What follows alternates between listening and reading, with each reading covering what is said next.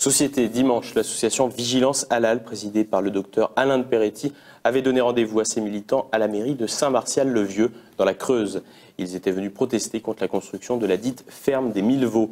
Élevés dans un environnement concentrationnaire, les animaux sont destinés à vivre confinés pour ensuite être vendus sur le marché méditerranéen après un abattage rituel. Le rassemblement était soutenu par une personnalité de choix, Brigitte Bardot. Nos confrères de Poitou Info étaient sur place. Dans le halal, je vous dis, il y a les 3 points. Donc la souffrance animale, inutile. Donc par le non-étourdissement et par l'égorgement large qui fait que l'animal s'étouffe avec son sang, le sang gicle, il l'avale, quand il continue à respirer, il l'avale par la trachée, donc on lui coupe le nerf pneumogastrique, ce qui fait qu'il a des respirations spasmodiques parce qu'il y a une sensation d'étouffement. Donc c'est une agonie absolument inacceptable. Il met plusieurs minutes, alors variables selon les sujets, avant de mourir, hein, mais c'est inacceptable. Donc parce qu'il n'est pas étourdi. Ça c'est le point, pas anesthésié. Et deuxième point, comme on lui coupe le cou, vous avez vu les photos là tout à l'heure, hein, on lui coupe le cou jusqu'aux vertèbres, alors que nous on pratique simplement 2 petites incisions qui coupent juste les vaisseaux, hein, et il est pendu, il se saigne très proprement.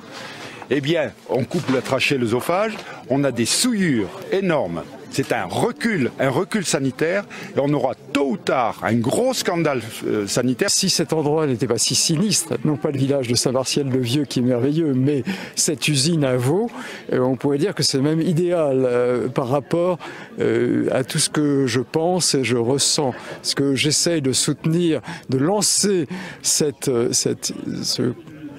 notion, je n'ose dire, ce concept d'innocence, c'est-à-dire de non-innocence, et là, tout est absolument concentré. Et il y a absolument tout. Toutes les nocences sont là. La nocence au paysage, qui est pour nous très importante.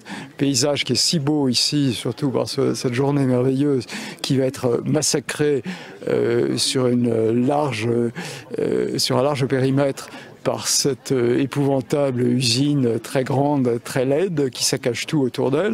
Je suis là pour protester d'une part contre ce mode d'élevage concentrationnaire qui ne respecte pas les animaux, leur bien-être, et pour lutter en même temps contre l'abattage halal qui est prévu apparemment par les éleveurs qui ont monté ce projet avec des subventions plus de la collectivité locale du département. Pour avoir le label halal, vous l'avez même sur les boîtes de Kellogg's, il faut payer. Il faut payer à des certificateurs. Ces certificateurs sont des certificateurs musulmans et ça rentre dans un circuit qui est un énorme circuit financier qui alimente les mosquées. Est-ce que c'est normal dans un pays notamment laïque comme la France, hein, et qui, en tout cas dans d'autres pays qui sont donc le Canada, où il y a une enquête faite par 2 journalistes indépendants qui a abouti à un procès, ont démontré que ça finançait le terrorisme par le biais de sociétés de charité islamique. Donc voilà, c'est quand même des problématiques qu'il faut savoir évoquer. On voit bien à l'heure actuelle, l'actualité nous montre que si on ne met pas de l'ordre là-dedans, on a automatiquement toutes les dérives possibles. Donc il faut que nos règles, nos lois soient respectées, appliquées, y compris avec fermeté. Il y a bien entendu la question essentielle, capitale de la nocence faite aux animaux, la souffrance animale, ces pauvres animaux qui n'auront pas d'existence. Leur vie leur est ravie puisqu'ils sont traités comme des choses, c'est-à-dire qu'ils sont réduits à l'état de choses, ils ne peuvent pas bouger, ils ne verront jamais ni l'herbe ni le ciel, c'est-à-dire ce que j'appelle la chosification générale et la chosification des animaux, ce qui est très lié pour moi, ça fait la liaison entre ces 2 notions que je soutiens, dont l'une s'est répandue, qui est celle du grand remplacement, et l'autre demeure plus confidentielle, celle de l'innocence. Là, elles sont très étroitement liées parce que cette chosification du vivant, c'est exactement ce qui permet le grand remplacement.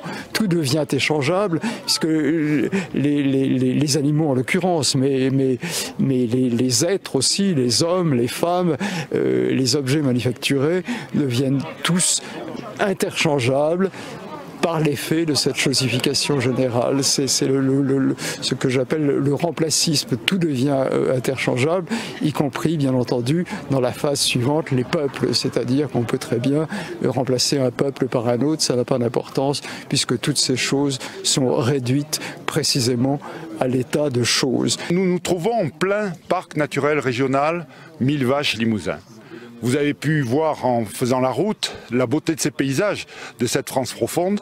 Et les parcs naturels régionaux sont dévolus justement à un développement durable et respectueux de l'environnement pour justement conserver cette image de marque et cette douce France que nous aimons. On va cumuler deux scandales.